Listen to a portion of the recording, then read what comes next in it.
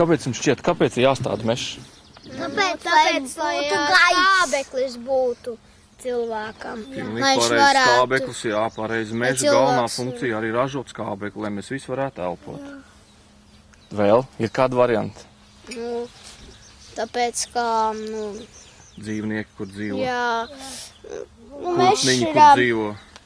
Mežs ir, tā kā, neteikšu, ka dzīvības avots. Pilnīgi pareizi, viņš arī ir meža dzīvniekiem, viņš arī ir dzīvības avots, jo dzīvnieki nedzīvo uz klāja lauka, viņiem jau vajadzīgs ir mežs visapkārt, lai būtu meža dažādība. Protams, no meža mēs iegūstam arī visādus labumus, kā koku materiāls, kā to pašu nepieciešamāko malciņu cilvēkiem kurināšanai. Kokiem jābūt garākiem, īsākiem un pavisam maziņiem. Tas tā kā ģimenē. Reku, tu esi maziņš. Man ir 6 gadi. Nu, tas ir ļoti labi, un tētis tev ir liels. Jā, un varbūt tev ir brālis vēl. Man ir 5 gadi. Man ir māsa, tev vēl ir māsa. Un tad ļoti labi, un tas mežs ar tāpat kā ģimene visi ir. Pēc koku nociršanas, lai sāktu stādīt kociņus, mēs gatavojam meža augsni, un šī augsnes gatavošana ir nepieciešama vairāk iemeslu pēc. Tad pirmkārt veidojās vienādas vadziņas, lai mēs varētu precīzi koku attālumiņu noteikt, cik tad mums jāstāda ir kociņi. Tad apvēršās augsnes virskārtiņa, respektīvi zemsadzīte noiet malā, un kociņam ilgāk klāt netiek ne zāles konkurenti. Ja? Tad, protams, pēc iestādīšanas pa kociņu arī jārūpējās. Nevar iestādīt un viņu aizmirst.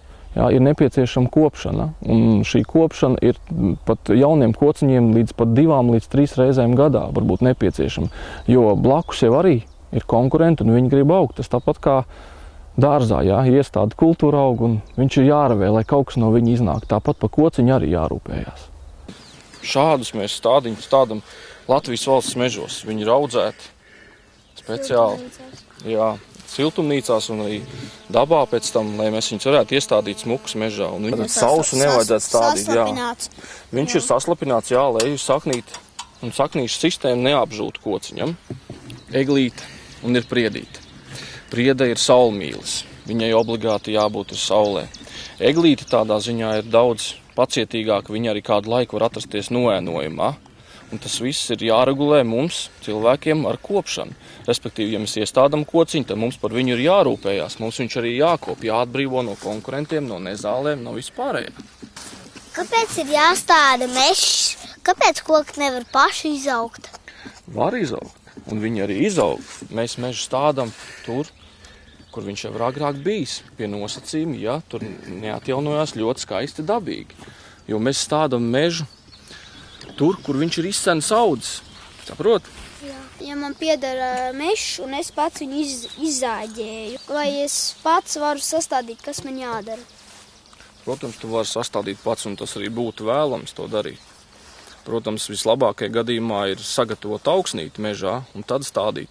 Protams, tu to vari darīt pats, bet tu to lietu var uzticēt arī profesionāļiem.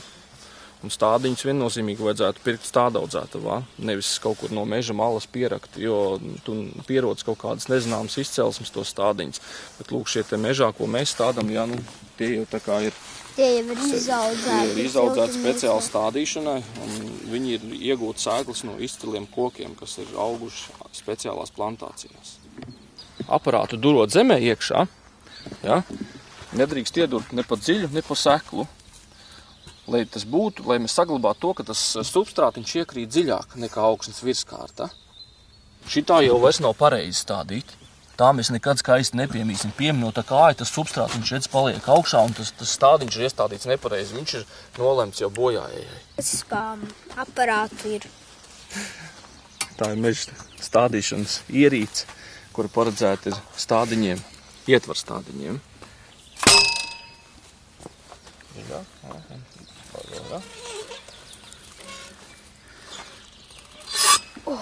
Redz, ka nemaz nav tik viegli. Nu, redz. Ļoti skaisti. Stingri piemēr no abām pusēm.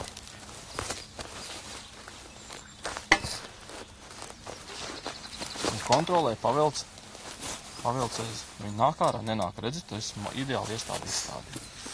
Ilgi viņš augs. spriedi mēs cērtam 101 gadu vecumā. Es zinu, kā kokam var saskaitīt gadus. Nu, un kā? Nocērt koku un tad saskaita, cik tur aplīši ir. Pilnīgi pareizi, tās ir gadskārtas. Jā, viena gadskārtiņa ir 1 gads. 62 gadi. Jā, ar kociņiem ir tāpat kā ar burkānu vāgu. Ir iestādīti burkāniņi ļoti daudz, un viņi ir maziņi. Ja mēs viņus laicīgi retinam, tad viņi izaug lieli. Mežā ir kaut kas līdzīgs. Stādi tālāk, viena no otra, ja? Tad viņam ir pietiekams plašums, viņš var vērsties plašumā, viņš veido lielāku zaļo vainagu un aug ātrāk.